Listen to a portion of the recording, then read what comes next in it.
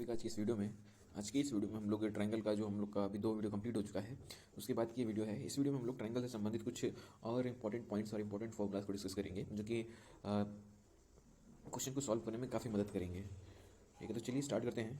सबसे पहले हम लोग बात करेंगे माध्यिका का एक कॉन्सेप्ट है उसके बारे में। ठीक है, तो माध्यिका के बारे में सबको पता है कि माध्यिका क्या होती है। जैसे ट्रायंगल है, ट्रायंगल में 3 साइड्स होते हैं।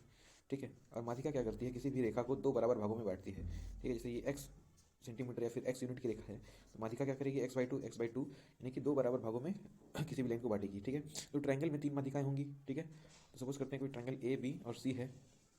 ठीक है, और यहाँ पर माध्यिका ए बी के लिए माध्यिका है, और बी सी के लिए डी सपोज कर लेते हैं, ए सी के लिए ई, और ए बी के लिए एफ। ये 3 माध्यिकाएं हैं। तीनों माध्यिका को मिलाया जाए इस तरीके से। ठीक है, ये तीनों माध्यिका हैं एफ, ई और डी। ये तीनों क्या है, माध्यिका है। ठीक है, अब इन तीनों माध्यिकाओं को मिलाने से जो त्रिभुज बनता है, त्रिभुज यहाँ पे क्या बना, त्रिभुज डी ई एफ, ये त्रिभुज बना।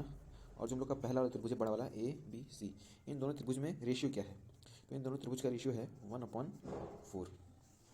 ठीक है, तो यहाँ पर आप लोग देख सकते हैं, यहाँ पे 4 त्रिभुज बने हैं, छोटे छोटे, फर्स्ट सेकंड थर्ड फोर्थ। ठीक है, ये चारों त्रिभुज आपस में बराबर हैं।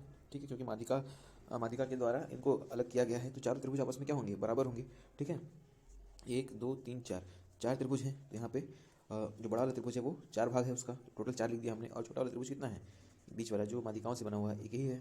तो इस प्रकार से ट्रायंगल डी ई एफ का एक रेशियो, और टोटल ट्रायंगल हमारा जो बड़ा वाला ट्रायंगल, उसमें 4 ट्रायंगल है से, तो अपॉन में 4। इस तरीके से हम लोग सबसे छोटे वाले ट्रायंगल, यानी कि जो हमारा माध्यिका वाला ट्रायंगल है, वो अपॉन में बड़ा वाला ट्रायंगल, इन दोनों का रेशियो क्या होगा, 1/4 होगा। ठीक है, अब आगे बात करते हैं। आगे जैसे यहाँ पर आप लोग देखिए, एक ट्रायंगल है ए बी सी। ठीक है, 3 माध्यिकाएं हैं। पहला है ए डी, और ये है बी ई और सी एफ। ठीक है, 3 माध्यिकाएं हैं इस तरीके से। ठीक है, अब यहाँ पर, या फिर 3 के पहले एक काम लोग सॉल्व करते हैं। ए बी सी, और यहाँ पर एक माध्यिका है डी। ठीक है, ये दोनों बराबर है, क्योंकि ये माध्यिका हमारी एडी माध्यिका है। ठीक, तो एडी की लंबाई क्या होगी, एडी की लंबाई क्या होगी, एडी की लंबाई को पता करने के लिए एक फॉर्मूला है काफ़ी आसान सा। देखिए, एडी माध्यिका किन 2 लाइनों के बीच में है, ए बी के बीच में और ए सी के बीच में। तो सपोज कर लेते हैं ए बी की लंबाई है ए, और बी सी की लंबाई है बी, और जो हमारा सी ए है, इसकी लंबाई सी सपोज कर लेते हैं। ठीक है, तीनों साइड की लंबाई हमने सपोज कर ली। ठीक, तो ए डी किस पर माध्यिका है, बी सी पर माध्यिका है। ठीक, और किन 2 साइड्स के बीच में है, ए और सी के बीच में। तो जो साइड वाले, मतलब जो किनारे वाले साइड्स रहेंगे, उनको क्या करेंगे, उनका दोगुना करके स्क्वायर कर देंगे और जोड़ देंगे। यानी कि ये वाला साइड और ये वाला साइड, इसका दोगुना करेंगे और स्क्वायर करने के बाद जोड़ देंगे। ठीक है, तो 2a² + 2c²। और जो बचा हमारा तीसरा वाला साइड, जिसपे ये माध्यिका डाल रहा है, उसका क्या करेंगे हम लोग, माइनस कर देंगे उसका स्क्वायर करके। ठीक है, तो यहाँ से यही फॉर्मूला बनता है हमारा 2a² + 2c² - b²। तो ये हो जाएगा हमारा एडी का जो है, एडी की लंबाई। उसी तरीके से यहाँ पर अगर बी का पता करना हो, बी की लंबाई पता करनी हो, तो बी देख रहे हैं आप लोग, ए बी और बी सी इन दोनों लाइनों के बीच में है। और यहाँ पे हमने इसको ए माना हुआ है, इसको माना है बी, और इसको माना है सी हमने। ठीक है, 2 लाइन कौन कौन सी हैं, ए वाली और बी वाली। ठीक है, तो 1/2 √2a² प्लस ये वाली लाइन 2b² माइनस सामने वाली लाइन जिसपे हमारा लंब है बी का, सर लंब कह रहा हूँ, जिसमें माध्यिका डाली जा रही है बी से, इसका हम लोग दोगुना नहीं करेंगे, केवल स्क्वायर करके घटा देंगे। तो यहाँ से हमको बी का मान पता चल जाएगा। उसी प्रकार से जो हमारा एफ सी है, एफ सी की वैल्यू या फिर सी एफ की वैल्यू भी फाइंड कर सकते हैं। 1/2 सी से संलग्न भुजाएं कौन कौन सी हैं, बी और सी, तो 2b² + 2c² माइनस कौन सा बचा, a²। ठीक है, जिसको घटाएंगे उसको हम लोग दोगुना नहीं करेंगे। ठीक, तो इस तरीके से माध्यिकाओं की लंबाई हम लोग पता कर सकते हैं। ठीक है, अब आगे बात करते हैं। जैसे देखिए, एक पॉइंट है, ऐसी 3 माध्यिकाएं हैं। ठीक, A B C D E और ये एफ, 3 माध्यिकाएं हैं। अब ये जो माध्यिकाएं हैं हमारी ए डी और बी ई और एफ सी या फिर सी एफ, ये तीनों माध्यिकाएं क्या बताती हैं, ये तीनों माध्यिकाएं त्रिभुज की प्रवृत्ति बताती हैं। ठीक है, यानी हम लोग माध्यिकाओं की सहायता से भी बता सकते हैं कि कौन सा त्रिभुज एक्यूट एंगल यानी कि न्यून कोण त्रिभुज है, कौन सा समकोण त्रिभुज है, या फिर कौन सा समबाहु विषमबाहु। ये सब हम लोग केवल माध्यिकाओं की सहायता से भी बता सकते हैं। ठीक है, जैसे मान लेते हैं कि माध्यिकाओं की लंबाई है एल, साइड्स त्रिभुज यहाँ पर हमारा ये है, त्रिभुज की साइड ए बी सी है, और माध्यिकाओं की लंबाई मान लेते हैं, माध्यिका ए डी जो है वो हो जा रहा है एल मान ले रहे हैं, और बी जो है एम मान लेते हैं, और सी एफ जो है इसको हम मान लेते हैं एन, एल एम एन मान लिया, ठीक है। तो अगर से किसी ट्रायंगल में A square plus B square is greater than C square है तो क्या होता था, ये एक्यूट एंगल होता था ना, ठीक है। तो उसी प्रकार से जो माध्यिकाएँ हैं, इस ट्रायंगल की माध्यिकाएँ जो हैं उनमें अगर से ये रिलेशन होगी L square plus M square is greater than N square, तो ये भी क्या होगा, ये ट्रायंगल की प्रॉपर्टी बताएगी कि ये ट्रायंगल जो बनेगा इन माध्यिकाओं की सहायता से वो भी क्या होगा, हमारा एक्यूट एंगल ट्रायंगल होगा, ठीक है। उसी तरीके से L square plus M square is equals to N square, ये रिलेशन बनता है तो हमारा ट्रायंगल क्या हो जाएगा, ये ट्रायंगल हमारा हो जाएगा समकोण त्रिभुज, ठीक है। और सेम अगर से L equals to M equals to N है, यानी तीनों माध्यिकाएं आपस में बराबर है, तीनों साइड भी क्या होंगे आपस में बराबर होंगे, ठीक है। A equals to B equals to C, यानी कि हमारा जो त्रिभुज बनेगा वो समबाहु त्रिभुज होगा। और अगर से दो भुजाएं बराबर हैं, तीसरी भुजा बराबर नहीं है, तो क्या बनेगा, सम द्विबाहु त्रिभुज बनेगा, यानी कि A equals to B not equals to C, ठीक है। यानी कि मेरा कहने का मतलब यही है, जो माध्यिकाएं हैं, माध्यिकाओं की लंबाई अगर हमको पता है, ठीक है, तो उसकी लंबाई की सहायता से, माध्यिकाओं की लंबाई की सहायता से हम लोग त्रिभुज का प्रवृत्ति बता सकते हैं, ठीक है। अब आगे बात करते हैं माध्यिकाओं की सहायता से त्रिभुज का क्षेत्रफल, माध्यिका की सहायता से त्रिभुज का क्षेत्रफल पता करते हैं कैसे। अब जैसे यहाँ पर त्रिभुज ए बी सी, माध्यिका क्या है, M1 है ये, ठीक, ये M2 है, और ये है M3, ठीक है। यानी कि ए डी ई और एफ, ए डी की वैल्यू M1 है माध्यिका, और बी ई की वैल्यू कितनी है M2 दूसरी माध्यिका, और सी एफ की वैल्यू क्या है M3, ठीक है। ठीक है, अब इन तीनों माध्यिकाओं की मदद से हमको त्रिभुज का क्षेत्रफल, यानी जो हमारा त्रिभुज एबीसी है इसका क्षेत्रफल कैसे पता करेंगे, तो उसके लिए एक फॉर्मूला है काफ़ी आसान सा, उसको देख लेते हैं। 4/3, ठीक है, 4/3 इंटू जो हमारी तीनों माध्यिकाएँ हैं M1 M2 M3। अब M1 M2 M3 से जो त्रिभुज बनाएंगे, मान लीजिए इसका कोई त्रिभुज बनाएंगे M1 M2 M3, यानी कि जो माध्यिकाएँ हैं, माध्यिकाओं द्वारा जो त्रिभुज बनेगा उसका क्षेत्रफल, ठीक है, माध्यिकाओं द्वारा जो त्रिभुज बनेगा उसका क्षेत्रफल निकाल के अगर हम 4/3 से गुणा कर देते हैं तो हमको बड़े वाले त्रिभुज का क्षेत्रफल पता चल जाएगा, ठीक है। अच्छा, ये तीन साइड्स दिए रहेंगे, यानी कि तीनों माध्यिका दी रहेंगी, तो हम लोग हीरोन्स फार्मूला की मदद से जो हमारा S minus A S minus B S minus C वाला जो फार्मूला होता है अंडर रूट, इसकी मदद से हम लोग एरिया फाइंड कर सकते हैं। अगर से M1 M2 M3 रहेगा तो ये फाइंड करने के बाद 4/3 से मल्टीप्लाई कर देंगे तो हमको क्या पता चल जाएगा, हमारे त्रिभुज ABC का क्षेत्रफल पता चल जाएगा। एग्जाम्पल के तौर पर यहाँ पर मैं M1 M2 M3 कोई त्रिभुज है जिसकी माध्यिका क्या है, 4 है, 5 है और 7 है, ठीक। एक त्रिभुज है जिसमें माध्यिकाओं की लंबाई क्या है, 4 5 और 7, ठीक है। तो सबसे पहले ये कौन सा त्रिभुज होगा, ठीक है, जो त्रिभुज बना हमारा, माध्यिकाएं क्या है, पहली है 4, दूसरी है 5 और तीसरी की लंबाई है 7। तो इनकी सहायता से हम लोग पहले त्रिभुज का प्रवृत्ति बता सकते हैं कि त्रिभुज का नेचर कैसा है, ठीक है। तो यहाँ पर हम लोग देखेंगे तो ये जो त्रिभुज बनेगा हमारा एक्यूट एंगल ट्रायंगल होगा, क्योंकि 4 square plus 5 square is greater then 7 square, 7 square की वैल्यू क्या आ जाएगी 49, इसकी क्या आ जाएगी 16 प्लस 25, ये क्या हो जाएगा हमारा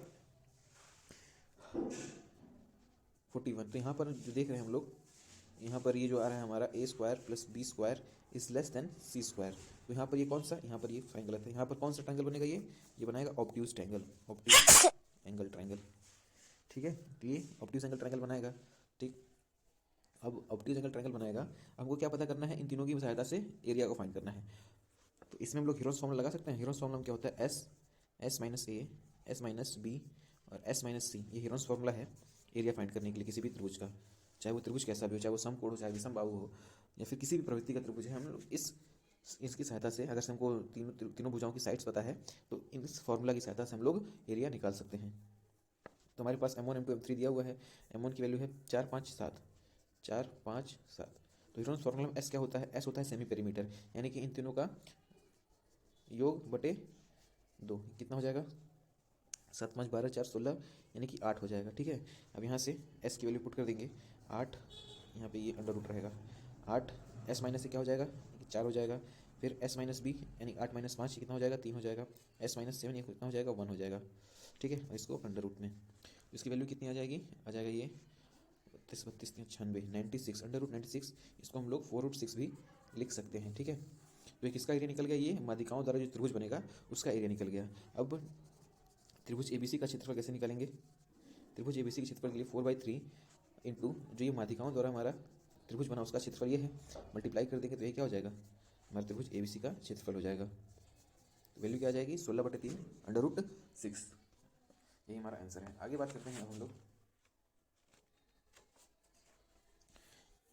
आगे हम आता है हमारा अपोलोनियस थ्योरम। अपोलोनियस थ्योरम, हमको थ्योरम के बारे में नहीं जानना है, थ्योरम को प्रूफ नहीं करना है, हमको बस थ्योरम से जो हमारा फॉर्मूला बना है उसको देखना है, उसको याद करना है, क्योंकि हमको उसी का यूज़ करना है। थ्योरम प्रूफ करने के लिए एग्जाम में नहीं आएगा, ठीक है।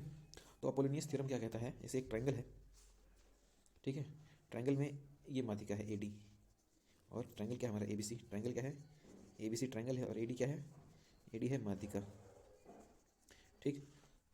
तो अपोलोनियस थ्योरम के अनुसार AB स्क्वायर, यानी कि ये जो साइड है AB स्क्वायर प्लस दूसरी वाली साइड AC स्क्वायर, ये बराबर किसकी होगी, 2AD स्क्वायर, यानी जो माध्यिका है उसका दोगुना, प्लस 2DC स्क्वायर, ठीक है।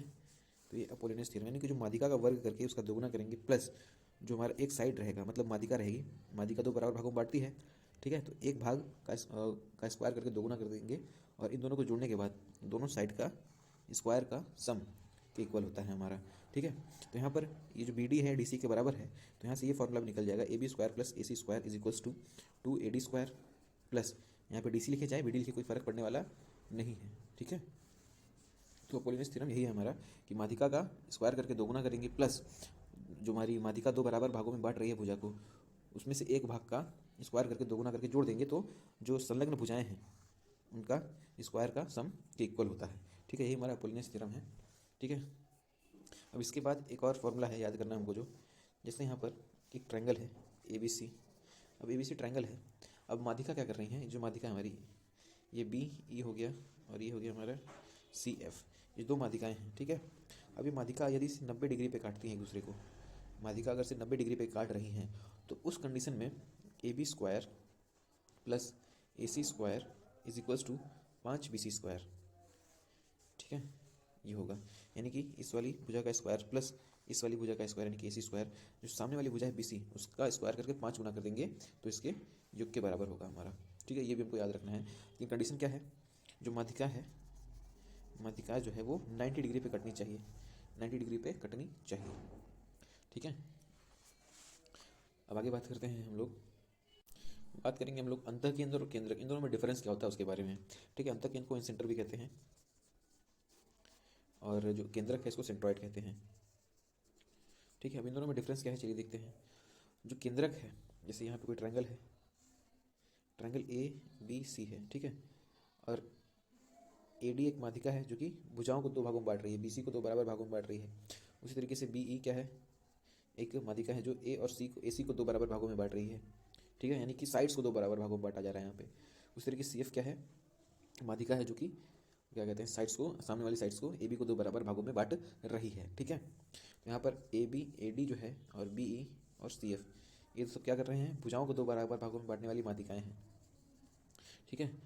तो यहाँ पे जब ये तीनों जहाँ पे मिल रही हैं, जहाँ जहाँ पे ये तीनों काट रही हैं एक दूसरे को, वो वाला जो पॉइंट है वो जो केंद्रक है उसको सेंट्रॉइड कहेंगे या फिर केंद्रक कहेंगे, ठीक है। यानी जब भुजाओं की माध्यिका हो रही है, यानी भुजाओं को जब बांटा जा रहा है, तो अब जो केंद्रक बनेगा, जब जो सेंटर बनेगा उसको हम लोग क्या कहेंगे, सेंट्रॉइड कहेंगे, ठीक है। अब अंतः केंद्र में क्या होता है, यह है ट्रायंगल हमारा, ठीक है। अंतः केंद्र में जो हमारे एंगल होते हैं, ठीक है, एंगल का बाइसेक्शन होता है। जैसे कोई एंगल है, यहाँ पर एंगल जो है वो दो बराबर भागों में बटेगा, ठीक है, तो उसको एंगल बाइसेक्शन कहते हैं, ठीक है। उसी प्रकार से ये बी एंगल है, बी एंगल को दो बराबर भागों में बांटा जा रहा है, वाई और वाई, ठीक है। और सी एंगल है, ये वाला सी एंगल को भी दो बराबर भागों में बट रहा है। तो यहाँ पर AD BE और FC ये सब क्या हो जाएंगे, ये सब हो जाएंगे एंगल बाइसेक्टर, एंगल बाइसेक्टर। लेकिन यहाँ पे क्या था, यहाँ पे साइड बाइसेक्टर थे सब, ठीक है, यानी भुजाओं को दो बराबर भागों में बांट रहे हैं, यहाँ पर कोण को दो बराबर भागों में बांटा जा रहा है, ये बात हमको याद रखनी है, ठीक है। तो जब कोण को दो बराबर भागों में बांटा जा रहा है, तो उस टाइम पे जो सेंटर बनेगा हमारा, उस सेंटर क्या कहेंगे, पर अंतः केंद्र कहेंगे, अंतः केंद्र या फिर इन सेंटर, इंग्लिश में इन सेंटर, ठीक है। तो ये डिफरेंस होता है हमारा सेंट्रॉइड और इन सेंटर के बीच में, ठीक है। अब हम लोग बात करेंगे इन सेंटर से संबंधित कुछ फॉर्मूलाज की, तो चलिए देखते हैं। पहला फॉर्मूला क्या हमारा, एक ट्रायंगल है ABC, एक ट्रायंगल है ABC, ठीक है, उसमें ये एंगल बाइसेक्टर हमारा AD, ये एंगल को दो बराबर भागों में बांट रहा है। सेम BE भी क्या कर रहा है, ये एंगल को दो बराबर भागों में बांट रहा है, और CF भी क्या कर रहा है, एंगल को दो बराबर भागों में यहाँ पर बांट रहा है, ठीक है। अब इस कंडीशन में जो हमारा इन सेंटर है वो है, उसको हम नाम रख देते हैं I उसका, ठीक है। I क्या है, इन सेंटर है, ठीक। आई क्या है हमारा, इन सेंटर है। अब यहाँ से ए आई अपॉन आई डी, यानी जो माध्यिका है ये वाली लाइन, सॉरी ये वाली जो लाइन है ए आई अपॉन आई डी, ये क्या है, इसका रेशियो किसके बराबर होगा, जो ये दोनों साइड्स हैं, ठीक है, यानी कि A B plus A C upon में जो हमारा नीचे वाला साइड है बी सी के बराबर होगा, ठीक है। समझ में आ रहा है। आई थिंक यहाँ पे थोड़ा सा मैं एक तरीके से और बताने की कोशिश कर रहा हूँ आप लोग को। जैसे ये ट्राइंगल है, साइड्स ए बी सी, ए के सामने वाले को हम लोग नाम देते हैं साइड ए, और यहाँ पे बी, यहाँ पे सी साइड है, ठीक है। और जो एंगल बाइसेक्टर है वो सब क्या है, ए डी बी ई और एफ, ठीक है। ये सब साइड्स, ये जो लाइन है, जो साइड है उसकी लंबाई दी हुई है, ठीक है। तो यहाँ पर ये आई हमारा एंगल बाइसेक्टर जब हुआ है यहाँ पर, तो उसका इन सेंटर है, तो उस कंडीशन में ए आई यहाँ से यहाँ तक की जो दूरी है ए आई अपॉन में आई डी, ठीक है, यानी कि जो हमारी माध्यिका है पहली वाली, उसका पूरा क्या कहते हैं, दो भागों में बांटा गया, बराबर नहीं, दो भागों में बांटा गया है। तो उस टाइम पे ए आई अपॉन आई डी का रेशियो क्या होगा, तो जो हमारी दो अलग अलग साइड्स होंगी, यानी कि ए डी से संलग्न जो भुजाएं होंगी उन दोनों का योग करेंगे, यानी कि दोनों भुजाएं कौन कौन सी, ए सी और ए बी, ये दोनों भुजाएं हैं ना, ए सी की वैल्यू कितनी है बी, और इसकी वैल्यू कितनी है सी, इन दोनों को जोड़ करके जो सामने वाली भुजा है उससे हम लोग डिवाइड कर देंगे, ठीक है। इस तरीके से हमारा ए आई अपॉन आई डी का रेशियो पता चल जाएगा। सेम अब यहाँ पर बी आई और आई ई, यहाँ पर ई है, बी आई और आई का रेशियो क्या हो जाएगा, बी आई अपॉन आई ई का रेशियो क्या हो जाएगा, जो संलग्न भुजाएं हैं यहाँ पर, संलग्न भुजाएं कौन कौन सी हैं, ए है और सी है, तो ए प्लस सी करेंगे अपॉन जो सामने वाली भुजा है, ए प्लस सी अपॉन सामने वाली भुजा को का जो रेशियो होगा वही हमारा बी आई अपॉन आई होगा। Same C I upon I सी क्या हो जाएगा, सी आई अपॉन आई सी हो जाएगा ये हमारा। अब सी आई जो हमारा सी एफ है, इसी संलग्न भुजाएं कौन कौन सी है, बी और ए, तो बी और ए को जोड़ देंगे अपॉन में जो सामने वाली भुजा है उसका रेशियो, ठीक है। तो इस प्रकार से हम लोग किसी भी जो एंगल बाइसेक्टर करने वाली माध्यिकाएं होती हैं उनका भी रेशियो हम लोग आसानी से फाइंड कर सकते हैं, ठीक है। तो इसको भी याद रखना है हमको। अब आगे बात करते हैं, हम लोगों ने किसकी, इन सेंटर की बात करी, इन सेंटर की बात करी, फिर सेंट्रॉइड की बात करी, ठीक है। अब बात करते हैं हम लोग सरकम सेंटर की, सरकम सेंटर की बात करते हैं। सरकम सेंटर को परिकेंद्र हिंदी में कहते हैं। अब ये क्या होता है, सरकम सेंटर जो है ये है परपेंडिकुलर बाइसेक्टर, परपेंडिकुलर बाइसेक्टर, ठीक है। सरकम सेंटर की बात करें, जैसे कोई ट्राइंगल है ए बी सी, ठीक है। अब बी सी पे, बी सी को क्या क्या बाइसेक्ट किया जा रहा है, ठीक है। मैंने बताया कि क्या है, परपेंडिकुलर बाइसेक्टर है ये, परपेंडिकुलर बाइसेक्टर को क्या कहते हैं, सरकम सेंटर। मीनिंग परपेंडिकुलर बाइसेक्टर से क्या बनता है हमारा, सरकम सेंटर बनता है।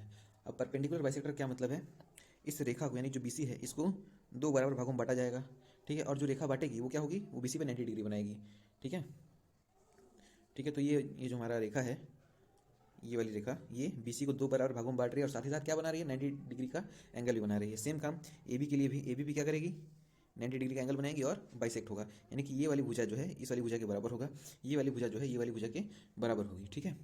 और सेम काम एसी के लिए भी, एसी पे भी 90 डिग्री बनेगा और यहाँ पे 90 डिग्री और साथ ही साथ दो बराबर भागों में बांटा जाएगा, ठीक है। तो बाइसेक्शन भी हो रहा है और 90 डिग्री बन रहा है, ठीक है। तो बाइसेक्शन भी हो रहा है, यानी कि दो बराबर भागों में बांटा भी जा रहा है और 90 डिग्री एंगल भी बन रहा है। तो उस कंडीशन में क्या कहलाएगा ये, परपेंडिकुलर बाइसेक्शन, ठीक है। अब जब परपेंडिकुलर बाइसेक्शन हो रहा है तो जो बाइसेक्ट करने वाली जो रेखाएं हैं जिस पॉइंट पे मिलती हैं, जिस पॉइंट पे मिलती है यहाँ पर आप लोग देख रहे हैं, तो इसी पॉइंट क्या कहते हैं हम लोग, सरकम सेंटर, ठीक है। यही पॉइंट क्या कहलाता है, सरकम सेंटर कहलाता है, ठीक। यही पॉइंट हमारा सरकम सेंटर यानी कि परिकेंद्र कहलाता है, ठीक है। अब आगे बात करते हैं। अब इस सरकम सेंटर के आधार पर भी क्या कहते हैं हम लोग ट्राइंगल की प्रवृत्ति को बता सकते हैं। अगर से सरकम सेंटर जो है यानी कि जो हमारा परिकेंद्र है, अगर से सरकम सेंटर ट्राइंगल के अंदर है, ट्राइंगल के अंदर है, तो कौन सा ट्राइंगल होगा, वो होगा एक्यूट एंगल ट्राइंगल। जब अंदर है, जो सरकम सेंटर है अंदर है, तो एक्यूट एंगल ट्राइंगल, ठीक है। और राइट एंगल ट्राइंगल कब होगा, राइट एंगल ट्राइंगल कब होगा, राइट एंगल ट्राइंगल हमारा हाइपोटेनस होता है, हाइपोटेनस के बीच में, हाइपोटेनस के बीच में, हाइपोटेनस पर कह सकते हैं हम लोग। जैसे यहाँ पर कोई ट्राइंगल है, ठीक है, इस तरीके से हाइपोटेनस के बीच में जब यानी कि R/2 वाला जो सेक्शन होता है हमारा, वहाँ पे सरकम सेंटर होगा तो क्या कहलाएगा, वो राइट एंगल ट्राइंगल कहलाएगा, जाहिर सी बात है। और यही जब बाहर बनेगा हमारा, यानी किसी ट्राइंगल से, मान लीजिए ट्राइंगल है इस तरीके से, जब बाहर कहीं बन रहा है सेंटर, सरकम सेंटर, तो उस कंडीशन में कौन सा ट्राइंगल होगा, ऑब्ट्यूज एंगल ट्रायंगल होगा। ठीक है, तो हमको बात याद क्या करनी है, जब अंदर होगा तो एक्यूट एंगल ट्रायंगल बनेगा, यानी कि जब किसी साइड पर होगा, यानी हाइपोटेनस तो साइड है ना एक हमारा, तो जब किसी साइड पर होगा तो राइट एंगल ट्रायंगल बनेगा। और जब ट्रायंगल के बाहर बन रहा है, ना तो अंदर बनेगा ना तो साइड पर, जब ट्रायंगल के बाहर बन रहा है तो कौन सा ट्रायंगल होगा हमारा, ऑब्ट्यूज एंगल ट्रायंगल होगा। ये किसकी बात हो रही है, सरकम सेंटर की। ठीक है, अब आगे बात करते हैं हम लोग, ऑर्थो सेंटर एक है point, ortho centre. Ortho centre की बात करी जाए तो इसको हिंदी में लंब केंद्र कहते हैं, लंब केंद्र। ठीक है, अब जैसे यहाँ पे एक ट्रायंगल दिया हुआ है, ठीक, ए बी सी। ठीक है, यहाँ पर ये 90 डिग्री बनाया जा रहा है। ए डी क्या कर रहा है, बी सी पर 90 डिग्री बना रहा है, ए डी बी सी पर 90 डिग्री बना रहा है। सेम काम जो बी ई है, बी क्या कर रहा है, ये ए सी पर 90 डिग्री बना रहा है। ठीक है, यानी कि लंब है।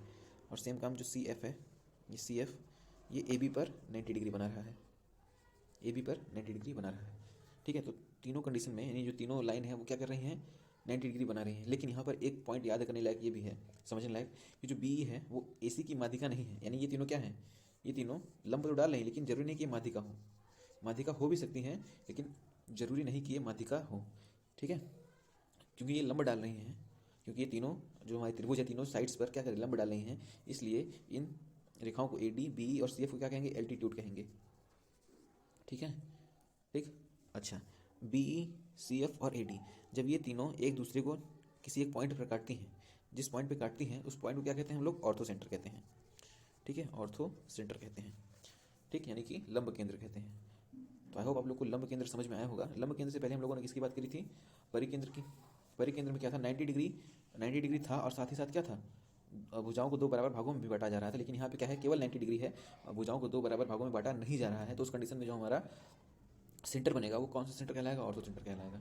ठीक है, अब ऑर्थो सेंटर से संबंधित एक फॉर्मूला है, काफ़ी इंपॉर्टेंट फॉर्मूला है, उसको हम लोग चलिए देख लेते हैं। तो मान लेते हैं जो ये ऑर्थो सेंटर है वो बनता है पॉइंट पी पर। ठीक है, पॉइंट पी पर बनता है। ठीक, उस कंडीशन में फॉर्मूला क्या बनेगा हमारा, ए पी, यानी कि यहाँ से यहाँ तक की जो साइड है A P into P D, A P into P D is equals to, ये बराबर होगा किसके, बी पी और पी के, यानी कि जो हमारी B P into P plus, sorry plus नहीं यहाँ पर इक्वल होगा। ठीक है, F P into P C, या फिर P C into F P लिख सकते हैं। ठीक है, तो ये फॉर्मूला हमारा बनता है। ठीक है, यानी जो हमारी माध्यिकाएं तो नहीं है सब, जो ये लंब डालने वाली रेखाएं हैं, ठीक है, जिस रेशियो में है ए पी और P D, A P into P D किसके बराबर होंगी, F P into P C के, और ये किसके बराबर होंगी, B P equals to E C. यानी कि तीनों जो हमारे लंब केंद्र डालने वाली रेखाएं हैं और जिस रेशियो में हैं उनका गुणा करेंगे तो तीनों आपस में क्या होगा, बराबर होंगे। ठीक है, आई होप आप लोग को ये पॉइंट भी क्लियर हुआ होगा। अब हम लोग लास्ट पॉइंट की डिस्कस बढ़ते हैं, जो कि है मिड पॉइंट थ्योरम। ठीक है, काफ़ी आसान सा है और काफ़ी छोटा भी है, तो इसको कवर करने ज़्यादा टाइम नहीं लगेगा। चलिए देखते हैं क्या है ये। ए बी सी कोई ट्रायंगल है। ठीक है, ए बी का जो मिड पॉइंट है वो है डी, और ए सी का मिड पॉइंट को मान लेते हैं हम लोग ई। ठीक है, अब ये जो बी सी है, ठीक है, और यहाँ पे डी मिड पॉइंट है, ई मिड पॉइंट है इसी का। जब दोनों मिड पॉइंट को मिलाएंगे तो डी जो है, ठीक है, ये पैरेलल होगा बी सी के हमेशा। यानी कि जब किसी भी त्रिभुज में दो भुजाओं के मध्य बिंदु को मिलाते हैं तो तीसरी भुजा के समांतर होती है। और समांतर होने के साथ साथ क्योंकि ये मध्य बिंदु है, क्योंकि ये मध्य बिंदु है, तो जो नीचे वाली भुजा रहेगी उसका ये आधा होगा। यानी कि अगर से एक्स है तो ये कितना होगा, 2x होगा। ठीक है, ये पॉइंट भी हमको याद रखना है। ठीक है, यानी कि D is equals to 2BC, sorry half BC। ठीक, ये पॉइंट भी हमको याद रखना है। बस कंडीशन क्या होनी चाहिए कि जो डी और ई है ये दोनों मध्य बिंदु होने चाहिए। डी और ई क्या होने चाहिए, मिड पॉइंट होने चाहिए। ठीक है, तो ये दोनों कंडीशन वाला सेटिस्फाई करेगा। ठीक, अच्छा, जब ये दोनों मध्य बिंदु हैं और ये दोनों समांतर हैं तो ये वाला जो एंगल है इस वाले एंगल के बराबर होगा। ठीक है, और सेम ये वाला एंगल भी ये इस वाले एंगल के बराबर होगा। यानी यहाँ पे जो ट्रायंगल ए डी ई बन रहा है, ट्रायंगल ए डी ई बन रहा है वो किसके समरूप होगा, ट्रायंगल ए बी सी के समरूप होगा ना। ठीक है, तो उस कंडीशन में क्या फॉर्मूला होता है, हमने ये वाले फॉर्मूले को समान जो हमारा समरूप त्रिभुज वाला वीडियो था उसमें डिस्कस कर चुके हैं पहले ही हम लोग। ठीक है, तो इसी कंडीशन में A D upon A B जो बड़े वाले त्रिभुज की बजाय बराबर ए ई अपॉन ए सी, ए ई अपॉन ए सी, ये बराबर होगा किसके, D E upon B C के। ठीक है, तो ये वाला फॉर्मूला है हमारा, ठीक। इस फॉर्मूले ज़्यादा बात नहीं करेंगे क्योंकि ये वाला फॉर्मूला पहले ही कवर हो चुका है, ठीक है। तो ये रहा हमारा जो त्रिभुज है, त्रिभुज से संबंधित कुछ जो ज्योमेट्री का पार्ट पोर्शन होता है त्रिभुज में। तो ये इतने सारे फॉर्मूला हम लोगों ने डिस्कस कर लिए, और इन सारे फॉर्मूला का यूज़ करके अगर हम क्वेश्चन सॉल्व करेंगे तो क्वेश्चन हमारे काफ़ी आसानी से सॉल्व होते जाएंगे, ठीक है। तो आशा करता हूँ कि आप लोग को ये वीडियो पसंद आई होगी, काफ़ी बेनिफिशियल लगी होगी। अगर से ऐसा है तो प्लीज़ आप लोग इस वीडियो को लाइक करिए, जितना हो सके शेयर करिए, और अगर से चैनल सब्सक्राइब नहीं किया तो प्लीज़ चैनल सब्सक्राइब कर दीजिए। और मिलते हैं अगली वीडियो में, तब तक के लिए थैंक यू सो मच।